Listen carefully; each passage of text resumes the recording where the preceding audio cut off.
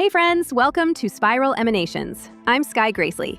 If you're new, this is our late night spot for mysteries and the hidden forces nudging the world in strange directions. And I'm Rhys Barrows, joining you from London. Always a pleasure, Sky. You too! So real quick, my weekend was peak LA. I went to the Sherman Oaks Street Fair. Food trucks, crystal booths, the whole cosmic flea market vibe.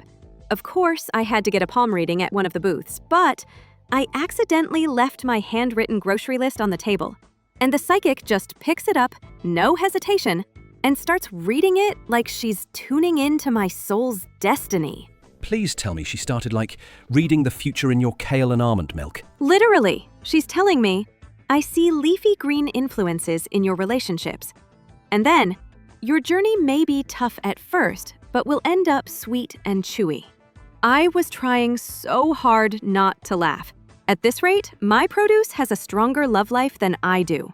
Anyway, what about you, Rhys? Any cosmic snacks in London lately? Well, I tried to keep it festive. So, Borough Market, it's this massive food market here, the kind of place where you accidentally have lunch 3 times. For Diwali, there were stalls everywhere, draped with marigold garlands and piled high with sweets. I even broke out my velvet cape. Festive, right? But as I was reaching for some jalebi, my cape snagged a garland and nearly took out the whole sweets display. The vendor just grinned, told me, "It's good luck, marigolds are for blessings," and handed me a box of laddus. So tell me, what's the story with marigolds at Diwali? Here in LA around this time, you see marigold garlands everywhere. Yoga studios, wellness pop-ups, all over the place. I always figured they were just bright and cheerful, but I get the sense there's a deeper meaning, right? Oh, and what exactly is a laddu? Definitely. I've learned a lot just from hanging out at Diwali stalls in London. The marigolds aren't just for atmosphere. They're like the go-to blessing flowers. Everywhere you look, people are stringing these bright orange and gold garlands to hang over doors or lay on altars, especially for Lakshmi, the goddess of light and good fortune. The colours aren't random either.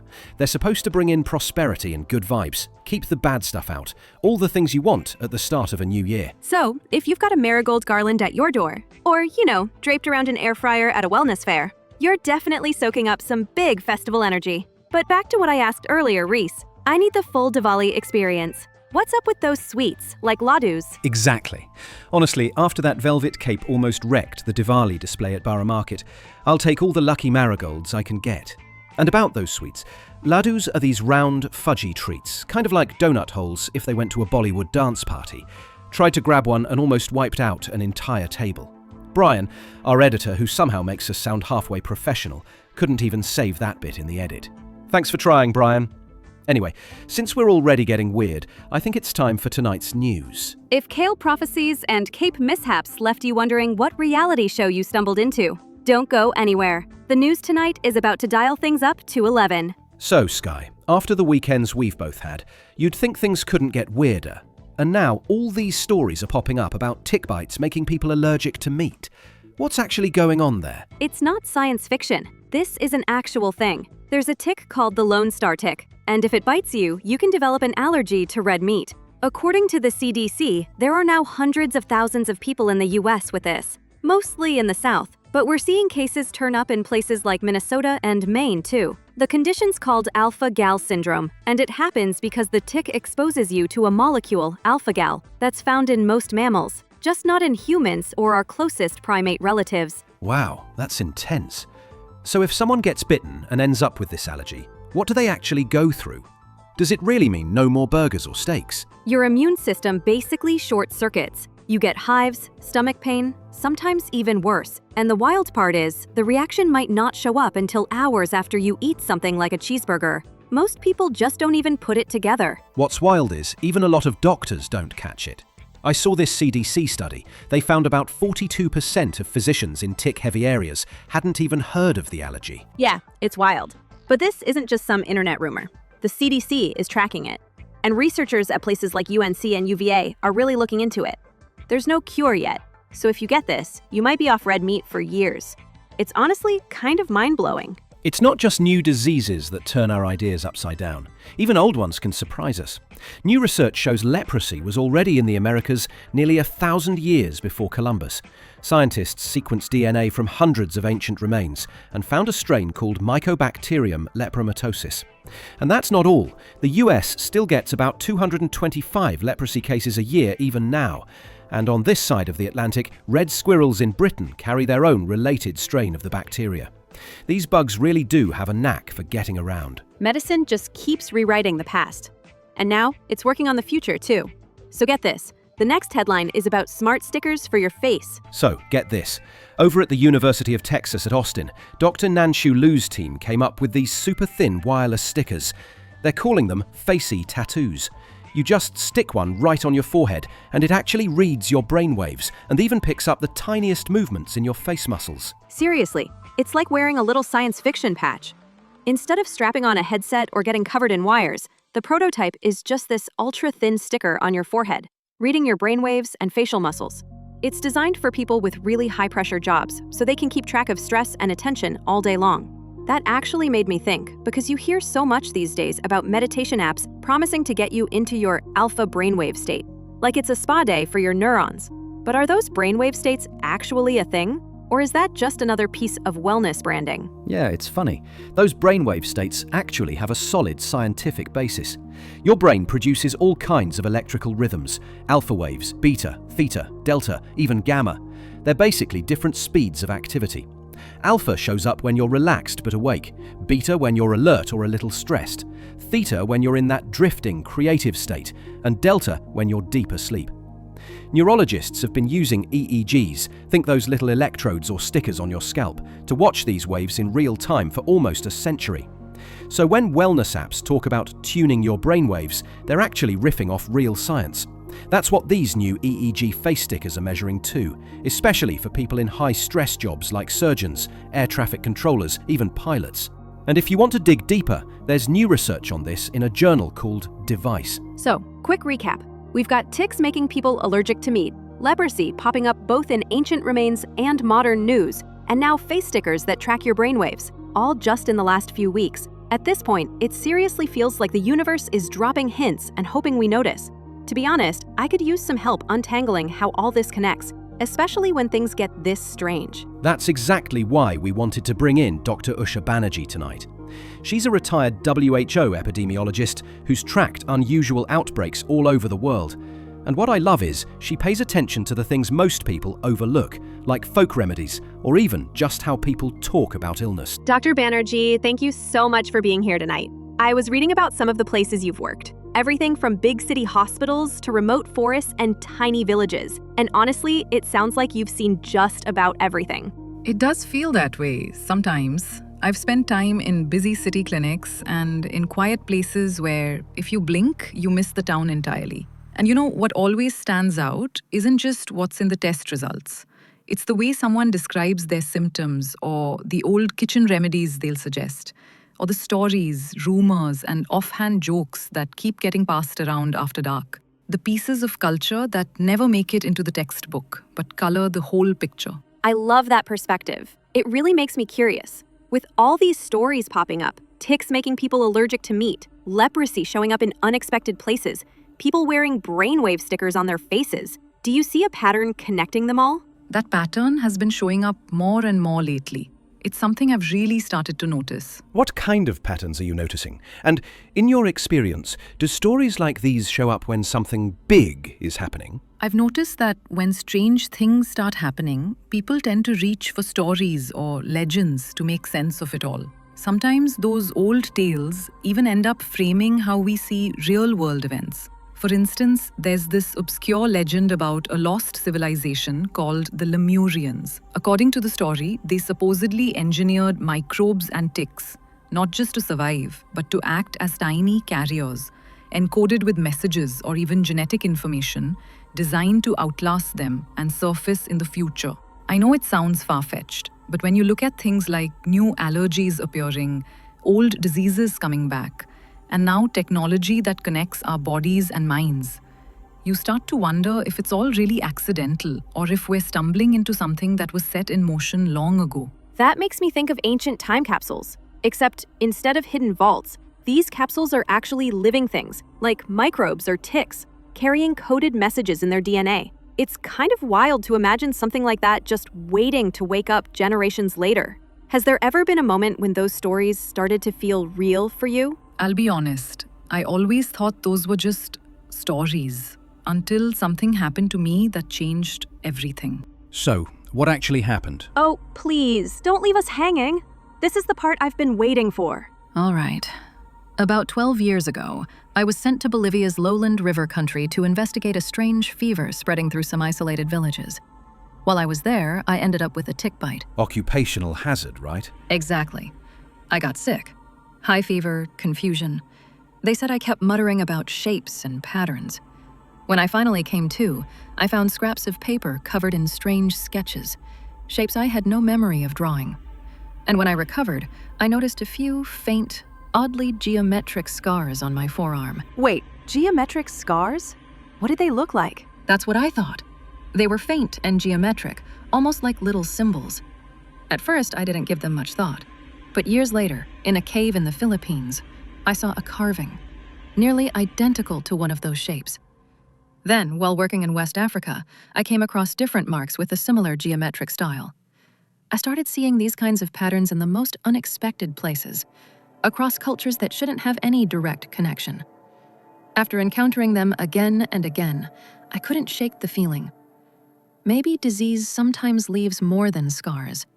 Maybe it's carrying information, like an echo, or even a message. So those same symbols keep popping up everywhere.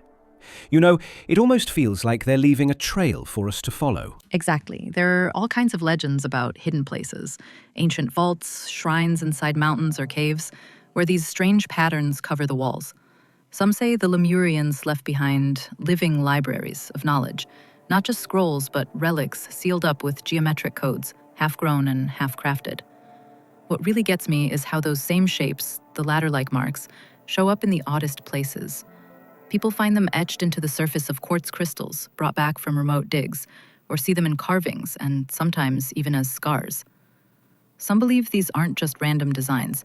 They might be a way of carrying the same message forward over centuries.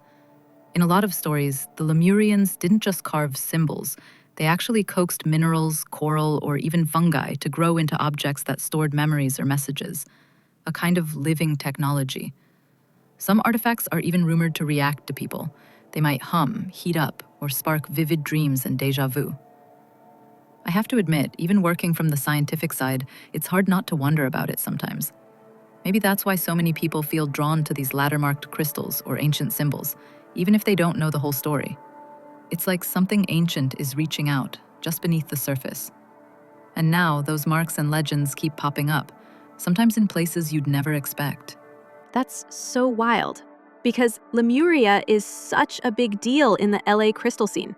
Every shop is selling Lemurian seed quartz, and everyone's talking about the ladder-like lines on these clear quartz points. There's this whole belief they're actually coded messages from a lost civilization. There are even TikToks about activating Lemurian wisdom by meditating with them. I'll admit, I own a couple myself. Of course I do, but that's just the crystal shop version. Reese, what's the real story behind Lemuria? What's wild is all that stuff about codes in crystals came way after Lemuria first showed up in the story. The whole thing actually started as a science theory back in Victorian times, like 1800s.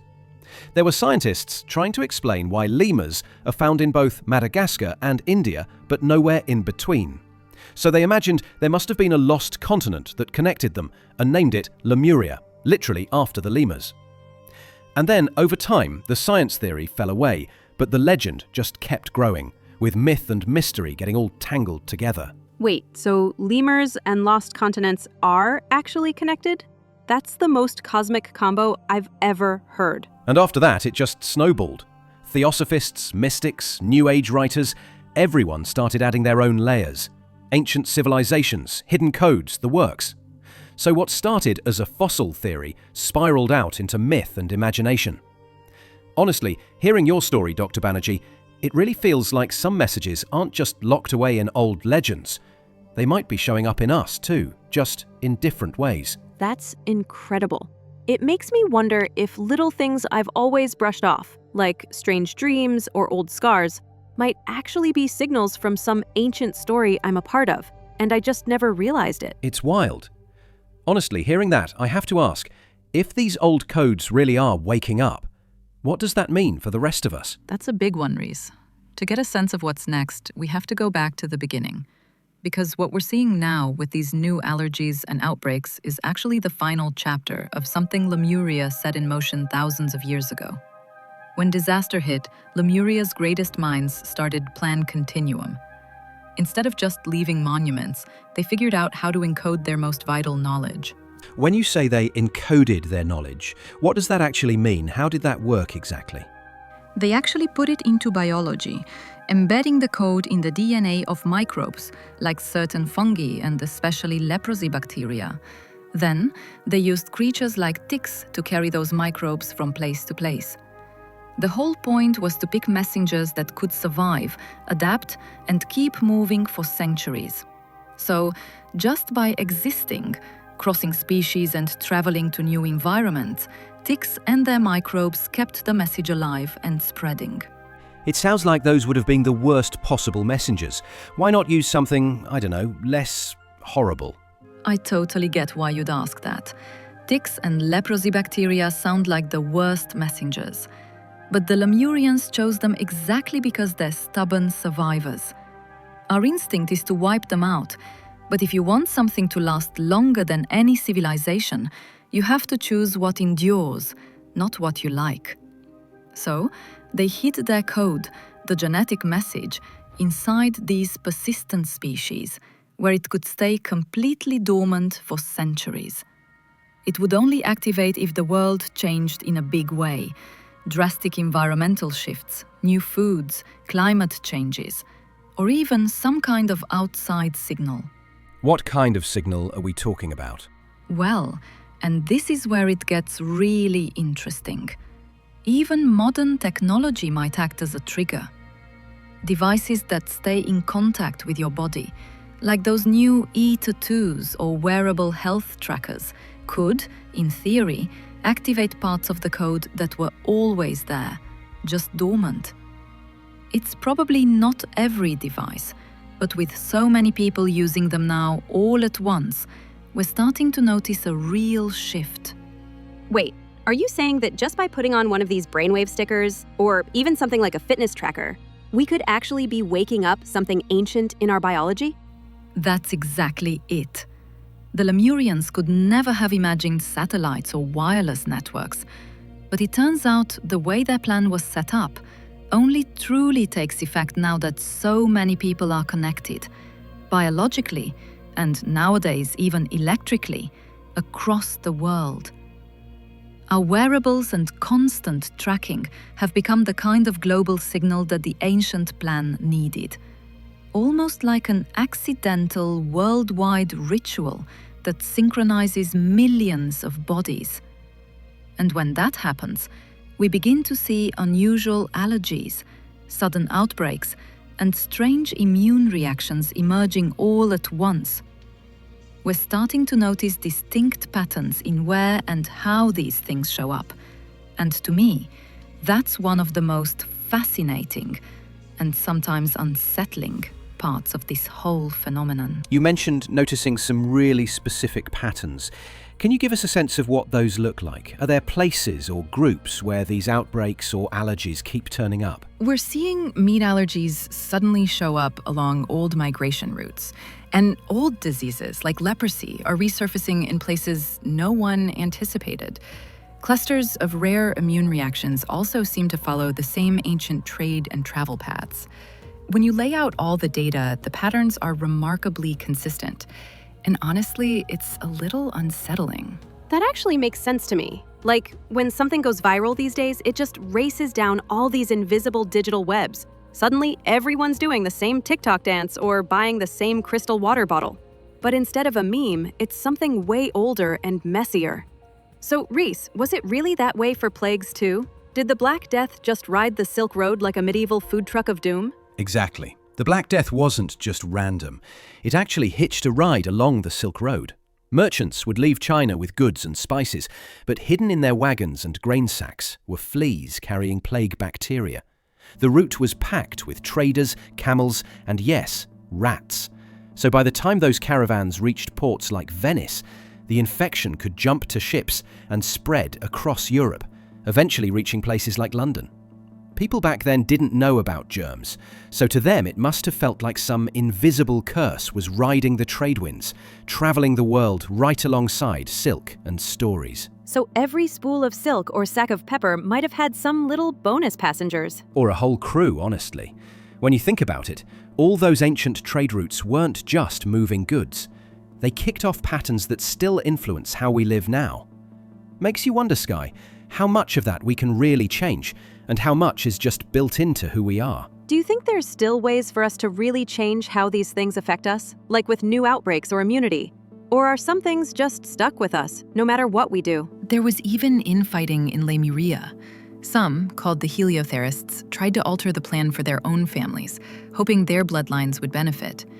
That's part of why some effects today show up as allergies or strange syndromes, not just moments of awakening. But the code isn't some kind of mind control switch. It's more like a potential that only activates under certain circumstances, making its effects unpredictable. The Lemurian plan was meant for renewal, not replacement. Still, once those hidden changes start surfacing, there's no easy way to predict where things will go. Right now, we're only beginning to see just how tangled it all is. So when you talk about those heliotherists, you mean their symbols, like serpents and secret marks, actually stuck around through all these later traditions? Absolutely, Sky. The heliotherists wove their obsession with chosen bloodlines, using hidden rituals, marks, even animal symbols, into everything they touched. Serpents, especially, became central to their identity. Creatures that could heal or harm, live in shadow, and shed their skin. Over time, that symbolism filtered into myths across the world, sometimes as a warning, sometimes as a promise of renewal. As those stories spread, people who showed unusual signs, like strange allergies, odd marks, or even surviving rare illnesses, were often seen as marked, set apart, or even sacred. It's remarkable how echoes of that ancient rivalry between Lemurian factions kept winding through stories of serpents, healing, and transformation. But at the very beginning, it was all about renewal, not exclusion. The original idea was to pass on something that could help, long after the original meaning had faded away. That's really fascinating, Usha. Hearing about Lemuria's hope for renewal, not replacement, really makes me think about the way ancient knowledge pops up again and again in different myths and stories. Serpents, for example, so often stand for healing or wisdom. But that idea of being specially marked isn't just about snakes. Sometimes, when someone survives a strange illness, people start to see them in a new light, as if the experience itself made them important or changed in some way. Do you know any myths where surviving an illness, or something mysterious, ends up changing someone's fate? Maybe even something about leprosy? Yeah, actually, there's a great example of that in Indian myth, the Nagas. You know, that actually reminds me of how everyone in LA yoga studios talks about serpent energy, or kundalini rising up your spine. But the Nagas you're talking about are from a completely different tradition, right? Right, but it all sort of blends at the edges. In the older stories, Nagas are these huge, super-intelligent cobras, sometimes with several heads, that rule secret worlds underground or deep in rivers. They're seen as protectors of sacred places and guardians of hidden knowledge. There are legends where they shapeshift into humans, even marry into royal families. And they're also tied to healing and rain.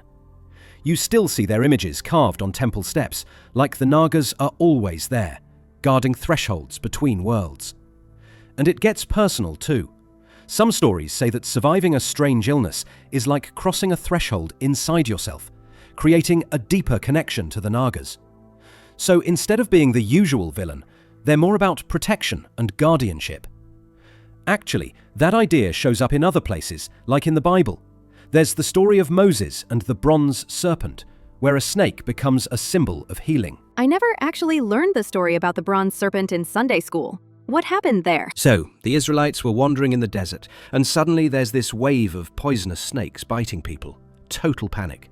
Moses prays, and God tells him to make a serpent out of bronze and put it up on a pole. The wild part is anyone who'd been bitten could just look at that bronze snake and be healed. It's one of those rare moments in the Bible where the thing that was hurting people actually becomes the cure. That image, a snake wrapped around a staff, echoes through healing legends and medical symbols even now. It really shows how something scary, like sickness or a poisonous creature, can end up meaning healing if you look at it from a new angle. That story blows my mind. I feel like I've seen that image. A snake wrapped around a staff outside every hospital. But I never put it together. Is that really where the symbol comes from? Or am I just imagining things? Oh, it's absolutely a real thing. Definitely not just some random doctor logo. That snake and staff is called the rod of Asclepius, from the ancient Greek god of healing. Back then, his temples were sort of the original walk-in clinics. People came hoping for cures. The snake was sacred because it sheds its skin. It's all about renewal and transformation. So together with the staff, it became a symbol for medicine that's lasted for thousands of years. So next time you see an ambulance fly by with that snake and staff sign, you're actually seeing a bit of ancient healing magic zooming down the street. A symbol that might have seemed scary at first, but now means help and hope when we need it most. That is so much cooler than just a random design. I love how even something as weird or scary as a snake, or even illness, can end up standing for healing. Are there stories where things like leprosy actually became a symbol for something positive? What examples come to mind? Take St. Lazarus in medieval Europe, for example, the same guy Jesus brought back from the dead. Over time, he actually became the patron saint for people with leprosy. And a lot of folks believed leper saints like him had special healing powers, or even this sort of second sight, like they could sense things most people couldn't. Wait, Saint Lazarus, that's the guy Jesus brought back from the dead, right? How did he end up being the saint for lepers? That sounds like a pretty wild career change. That's right, Lazarus was the one Jesus brought back from the dead. In medieval Europe, he became the patron saint for anyone cast out or facing something that seemed hopeless, especially people with leprosy. They even had hospitals called lazarettos, usually built far out on the edge of town and named after him. But here's the wild part, lepers weren't always just shunned. In a lot of places, people thought they had a direct line to the divine, like their suffering was almost sacred and gave them special insight or healing power. Pilgrims would leave gifts, ask for blessings. Some even believed that just being touched by a leper could heal your soul. That's not just banishment. It's like being a living relic, right? Exactly. A real paradox you see in so many cultures, not just in Europe, right? In some Nigerian communities, healers with certain tattoos or scars, people believe those marks protect them from sickness, are respected as survivors. You see the same thing in the Bolivian Amazon. Folks who've overcome leprosy often end up guarding important herbal knowledge, and their communities trust them, not just for what they know, but for the stories they tell. Those stories matter just as much as the medicine. It almost feels like the bigger the ordeal someone goes through, like illness, strange marks, or something mysterious, the more people treat them as if they hold some special knowledge, or maybe even a kind of luck. You see that a lot in myths about royal or secret bloodlines in Europe, Egypt, and Asia, where families claim they're descended from serpents or dragons.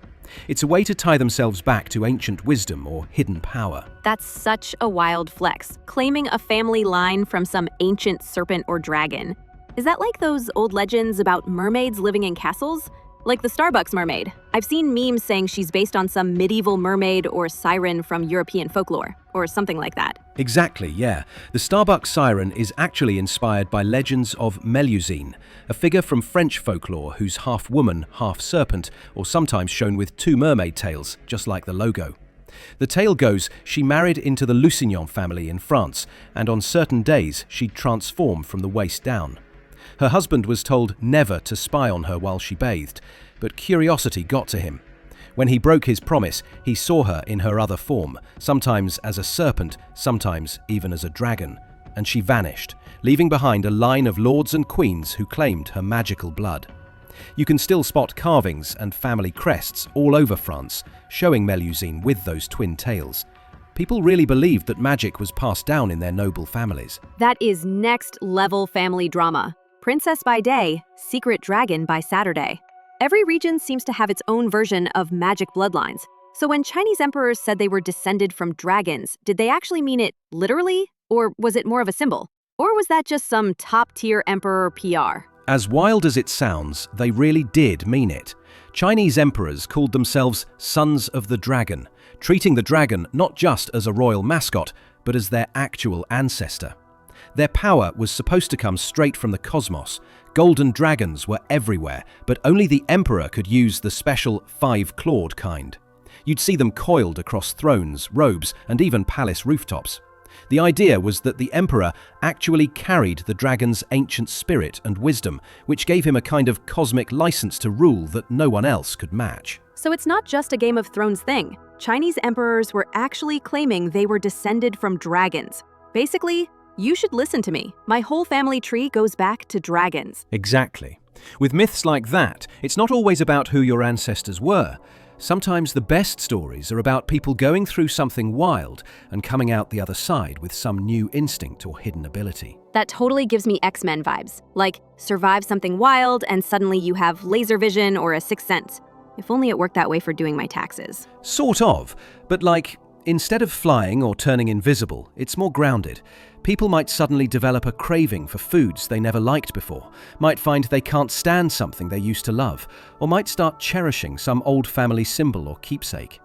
In myth, that's sometimes called ancestral recall. So it's less about magic and more like maybe our instincts or habits shifting in some hidden way? Kind of like what you called ancestral recall? Even today, you'll hear doctors call these things cultural syndromes or outlier cases, when someone's experience doesn't fit the textbook. But when you keep seeing unusual tattoos, snake legends, or food taboos cropping up everywhere, across continents and generations, it starts to seem less like coincidence and more like the legacy of something ancient, quietly shaping our stories, our medicine, and our everyday lives. Listening to everything you've said about symbols and legacies, it really makes me wonder, what do you think the Lemurians actually wanted out of all this? When they put their plan in motion, what were they hoping would happen? That's a good question, Sky. Survival sparked it, yes, but their leader, Senka, who headed the Lemurian Council, dreamed bigger. They weren't just trying to make it through the disaster. They wanted to pass down their knowledge, especially how to adapt, to help whoever came next. So, just to make sure I've got this, Plan Continuum was meant to be for everyone, but when the heliotherists got their hands on it, all that knowledge basically got walled off inside their own families? Do you still see examples today where people try to keep special knowledge or advantages inside their own families? Sort of like what the heliotherists did. That urge is definitely still around. Some families hold on to rare health traits, old recipes, or stories they only share among themselves. And even now, it's not just families. Sometimes whole organizations or communities try to keep certain advantages just for their own circle, whether that's knowledge, resources, or even genetic traits. It's strange how ancient ideas can stick around. How do you think Senka, or the people who started all this, would feel about the way things turned out? I think they sincerely hoped for the best. But history shows us that even good intentions can unravel when other ambitions come into play. The old knowledge, once meant to help everyone, became something families guarded closely, sometimes out of fear more than tradition. Letting go of those secrets takes real trust, and sometimes real courage to finally open those doors. So how do these new tick-borne allergies and leprosy outbreaks actually tie back to the legacy you've been talking about? And for everyone listening, if they're watching out for this in themselves or people close to them, what kinds of signs or changes should really stand out? There are a few signs to watch for. One of the biggest is suddenly developing allergies, especially to red meat, but sometimes to dairy or other foods you've always eaten without a problem.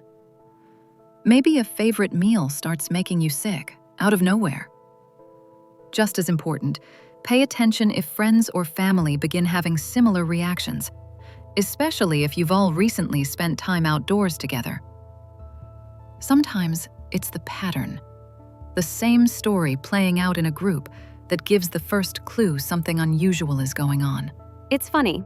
Out here, LA people have a million reasons not to eat pork. Like you'll hear someone at yoga say bacon's got low vibrations, or see a viral post blaming pork for every mysterious rash. But all these food rules had to start somewhere. there must be a reason entire cultures decided to steer clear of pork, right? Oh, absolutely. For a lot of people, the pork taboo is just ancient tradition, something from the Bible or a family thing. But there's actually a wild survival story behind it.